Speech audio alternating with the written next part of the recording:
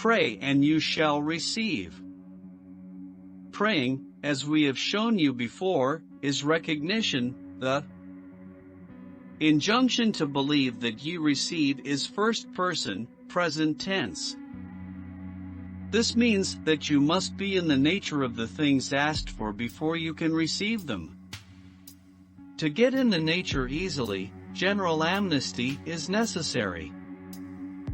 We are told, "Forgive if ye have aught against any, that your Father also, which is in heaven, may forgive you. But if ye forgive not, neither will your Father forgive you." This may seem to be some personal God who is pleased or displeased with your actions, but this is not the case. Consciousness, being God, if you hold in consciousness anything against man, you are binding that condition in your world. But to release man from all condemnation is to free yourself, so that you may rise to any level necessary, then therefore no condemnation to those in Christ Jesus.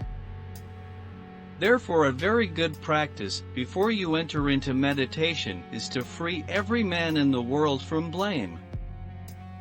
For law is never violated, and you can rest confidently in knowledge that every man's conception of himself is going to be his reward.